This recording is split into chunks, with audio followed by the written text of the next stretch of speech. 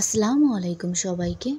I don't think I release the bag video. আমি যে এই ব্যাগের ভিডিওটা ছাড়বো তা আমি আগে ভেবে রাখি নাই।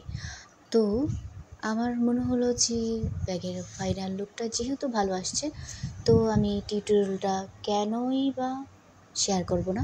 তো আমি যখন এই ব্যাগটা কাট করেছিলাম তখন কিভাবে কেটেছি তার একটা ভিডিও রাখি নাই। সো আমি এখন ডিটেলসে বলে দিচ্ছি। তো ফাইনাল আমি একটা চাঁদের মতো একটা কাগজে এঁকে নিয়েছি, হাফ চাঁদের মতন। তো অর্ধেক কাগজে এঁকে নেওয়ার পর দেন আমি সেই কাগজটাকে কাপড়টার উপরে বসিয়ে এভাবে চাঁদের মতো কেটে নিয়েছি। আর ভিতরে আমি বাড়ি প্যান্টের কাপড় ইউজ করেছি, বাড়ি যে কোনো হার্ড কাপড় ব্যবহার করলেই হবে। আর ব্যাগের ভিতরটা আমি এখানে দেখাচ্ছি। আর এখানে একটা ফলস করে সুন্দর একটা ব্যাগের মতন ভিতরে দিয়ে দিলেই হবে বানিয়ে নিয়ে। তো আমি সেটা তখন লাগাইনি, তাই আমি এখন দেখাতে পাচ্ছি না। তো পরে লাগিয়ে নিলেই হবে। ওকে। আর এখানে আমি দেখছিলাম বইয়ের ওপরে কি দিলেই সবচেয়ে সৌন্দর্যটা ফুটে আসে। আর এখানে আমি বই কীভাবে বানিয়েছি তা দেখার জন্য আমার চ্যানেলকে অবশ্যই ভিজিট করতে হবে।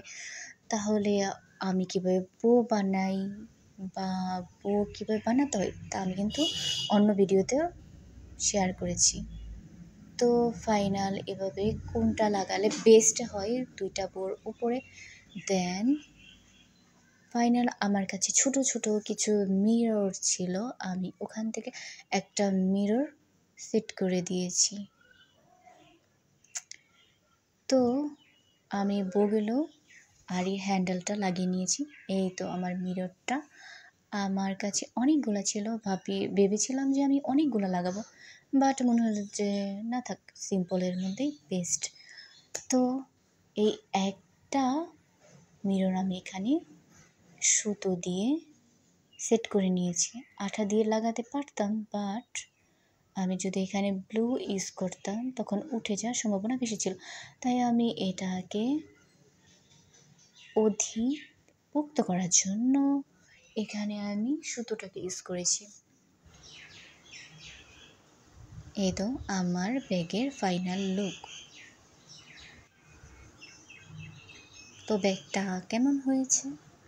আর আমি ব্যাগটাকে মাঝে কোনো চেন ইউজ করি নাই, আমি ডাবল সাইড হুক এখানে ইউজ করেছি আর মাঝে একটা পুঁতি দিয়ে দিয়েছি।